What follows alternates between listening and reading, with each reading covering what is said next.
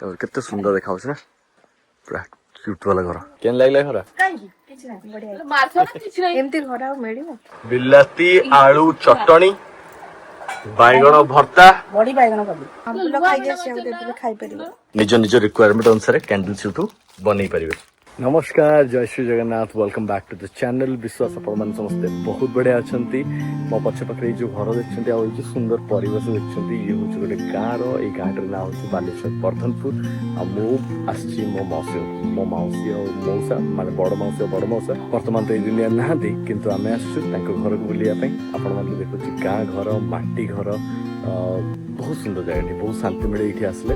ଆଉ ଏଇଠି ଗୋଟେ ମନ୍ଦିର ବି ଅଛି। ଏଇ ବାଡିଟିକୁ ଆମେ ଠାକୁର ବାଡି କହୁ। ଆଉ ମାଉସୀଙ୍କ ନିଜ ଘର ଜଷ୍ଟ ୟାର ଆରପଟଟା, ଏଇଟା ବି ଗୋଟେ ଘର, ସେଇଟା ବି ଗୋଟେ ଘର। ଏଇଠି ମୋର ବଡ ଭାଇ ରହୁଛନ୍ତି, ଯଦୁ ଭାଇ ଏବଂ ତାଙ୍କ ୱାଇଫ। ତାଙ୍କର ଗୋଟେ କ୍ୟାଣ୍ଡେଲ ଫ୍ୟାକ୍ଟ୍ରି ବି ଅଛି, ଯୋଉଟା କି ଆପଣମାନେ ବି ଦେଖିବେ, ଦେଖେଇବି। ଆଉ ଇଏ ଆଜ୍ଞା ପୁରା ଘର ଦେଖୁଛନ୍ତି, ଶାନ୍ତି ପୁରାପୁରି। ଚାଲ, ବଢା ହେଇଗଲାଣି, ହାତ କୋଉଠି ଧୋଇବି କହ ସେଇଠି ମଝି ବାହାର। ଘର ଚାରିପଟେ ମଝିରେ ମଝି ବାହାର, ଯୋଉଠି ଖରା ପଡୁଛି, ଗଛ ଲାଗିଛି, ପାଣି ଟାଙ୍କି ଅଛି। ସେ କଣ ଖାଇଛି ନା ଖାଇନି? ଖାଇନଥିବ, ଏକାଠି ଖାଇବା।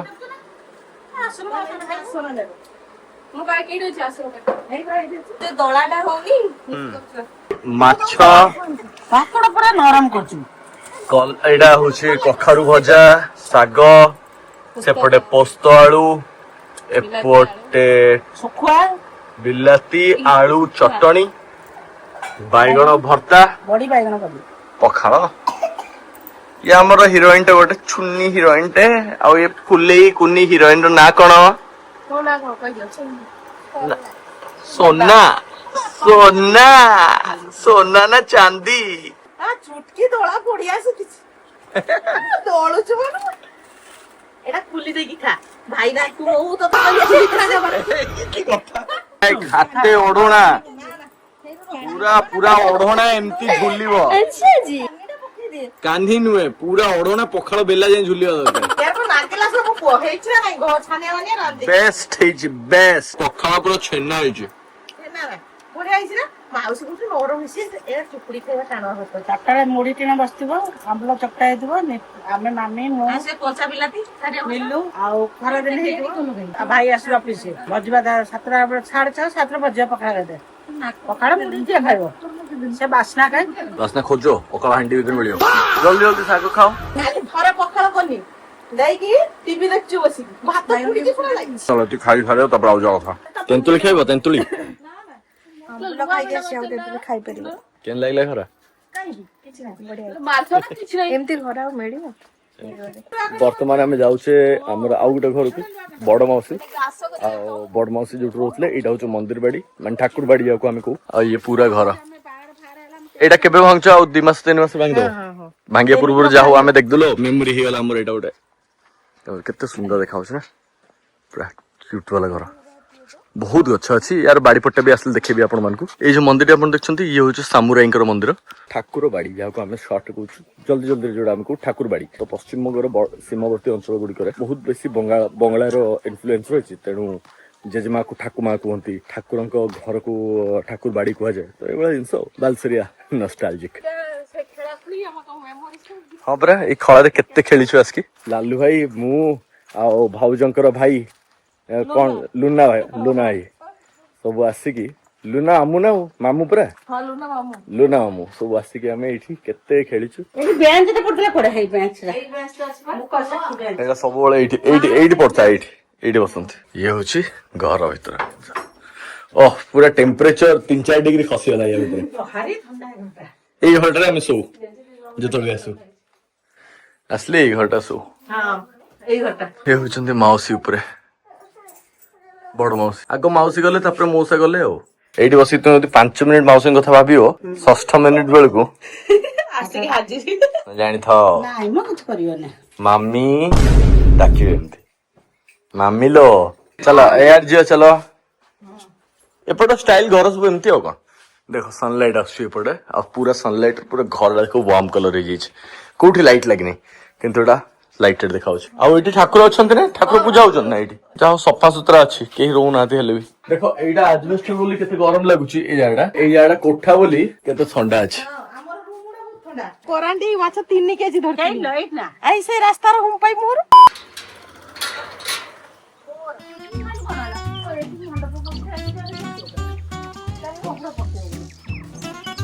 ଏଇ ନାଳର ସେଇ ନାଳରୁ ମାଛ ଧରିବୁ। ନାଳଟା ଯାଏ ବୋଟ ବୋଟ ବାଡି ନା, ବାଡି ଗୁଡା ମେନ୍ ହେଲା ଗଛ ପତ୍ର ଲଗେଇଲେ। ଟାଉନରେ କଣ କରିବ ଏ ଜାଗା, କିଛି ଲାଭ ନାହିଁ ଟାଉନରେ। ଖାଲି ଯାହା ଘର କରିବ। ଲେମ୍ବୁଟା କଣ ବାସୁଛି, ମାନେ ପ୍ରାୟ ଗଛଟା ଅଲଗା ପ୍ରକାର ଆସୁଛି। ଫଳିଛି ଦେଖୁଛ, ଛୋଟ ଛୋଟ ହେଇଛି, ଆଉ ଲାଗିବ ତାକୁ ଆହୁରି 10 ଦିନ। 10 ଦିନ ଆହୁରି ମାସଟେ ଲାଗିବ। ଭାଇଟା 150 ହେଇଯିବ, ଆଣିପାରିବନି। ଆଉ ମୁଁ ତ ଗାଡି ଚଲା ଶିଖିନି, ଖାଲି ଟ୍ରାକ୍ଟର ପଳେଇ ଆସିବୁ, ପଳେଇ ଆସିବୁ। ଏଇଠି ରହିବା, ଆମର ମୋ ପାଖରେ କେହି ନାହାନ୍ତି, ତୋର ମୋର। ଆମେ ଏଇଠି ବାଡିରେ ଚୁଲିରେ ରୋଷେଇ କରି ଖାଇବା। ଶୀତ ଦିନ ଆନେ ଏଇଠି ପଳେଇ ଆସିବୁ, 8 ଦିନ ଖଣ୍ଡେ ରହିକି ଯିବୁ।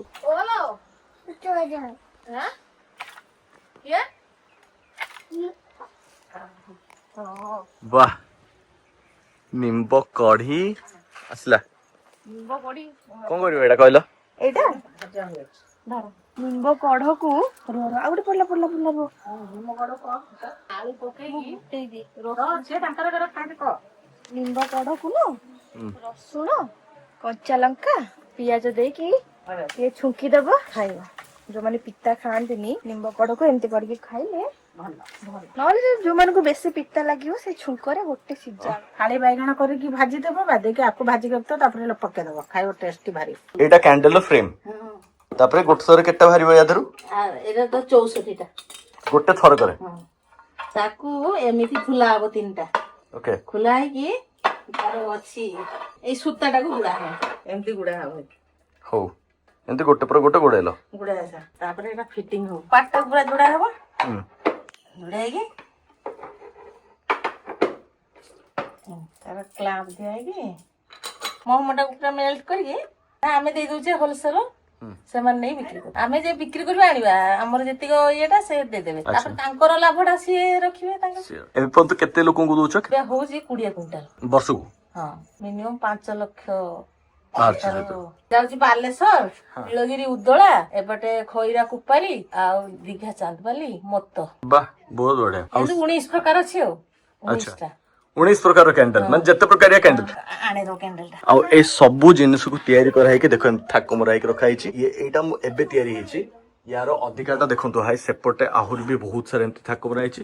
ଆଉ ଗୋଟେ ଡେଡିକେଟେଡ ୱେୟାର ହାଉସ ଅଛି, ଯାହା ଭିତରେ ପୁରା କ୍ୟାଣ୍ଡେଲ୍ସ ପ୍ୟାକ୍ ହେଇକି ରଖାଯାଇଛି, ଯୋଉଟା କି ଏଇଠୁ ସପ୍ଲାଏ ହଉଛି, ଯୋଉ ମାର୍କେଟର ନିଡ୍ସ ଅନୁସାରେ, ନିଜ ନିଜ ରିକ୍ୱାରମେଣ୍ଟ ଅନୁସାରେ କ୍ୟାଣ୍ଡେଲ୍ସ ଏଇଠୁ ବନେଇ ପାରିବେ। ଆଚ୍ଛା, ଏଇଭଳିଆ ସବୁ ତାର ସାମ୍ପଲ୍ ଥୋଡ଼ା ନାଇଁ? କଲର କ୍ୟାଣ୍ଡେଲ ଏ ସବୁ ଛୋଟ ଛୋଟ ଆସୁଛି। ଇଏ ଆଜ୍ଞା ମିଡିୟମ ସାଇଜ ବଡ, ଗୋଟେ ଇଏ ଦୀପ ବାଲା କ୍ୟାଣ୍ଡେଲ। ସବୁଠୁ ବେଶୀ ବେପାର କୋଉ ଟାଇମ ରେ? ସବୁଠୁ ବେପାର ଦୀପାବଳିରେ ବେଶୀ ନାଇଁ? ଶୀତ ଦିନ, ଦୀପାବଳି ଏସବୁରେ ବେଶୀ ହଉଥିବ।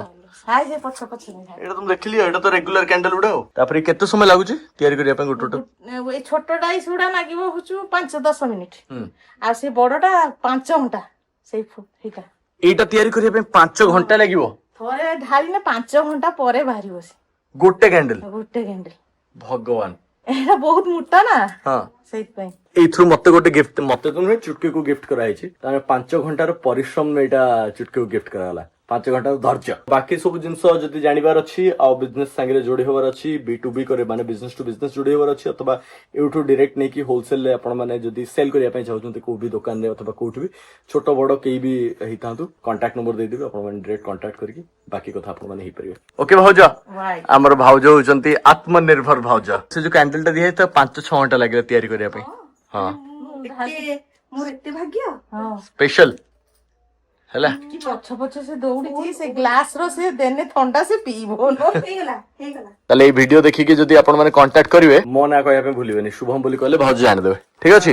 ଆଉ ଯଦି କିଏ କହିବ ଆମକୁ ଏମିତି ଦରକାର ନାହିଁ, ଅଲଗା ପ୍ରକାର ଦରକାର ଅଛି, କି ହାତୀ ଦରକାର ଅଛି, କି ଖେଳନା ଟାଇପ ର ବନେଇକି ଦବାର ଅଛି, ତାକୁ କେମିତି କଣ କରିବ? ତାକୁ ସେଗୁଡା ସବୁ ଫ୍ରେମ କିଣିତେ ହବ, ଆଉ କିଣିକି ବନେଇକି ଦିଆହବ। ସେମିତି ନାଇଁ, ଗୋଟିକିଆ ସବୁ ସିଙ୍ଗଲ ପିସ୍ ଟାଇସ୍, ତାକୁ ସବୁ ବନେଇକି ଦିଆହବ। ଏବେ ଆମେ ଯିବା ଆଉ ଗୋଟେ ଜାଗାକୁ। Bye bye. ବର୍ତ୍ତମାନ ଆମେ ରାସ୍ତାରେ ଆସୁଥିଲୁ, ଗାଁ ରାସ୍ତାରେ। ଆଉ ଗୋଟେ ଭଉଣୀ ଘରକୁ ଯାଉଛୁ, ତା ଘର ହଉଛି କୁଳିଙ୍ଗା। ସେଇ ଯୋଉଠି ଆମେ ମାଉସୀ ଯାଇଥିଲୁ, ସେଇଠୁ 5-10 କିଲୋମିଟର ଭିତରେ।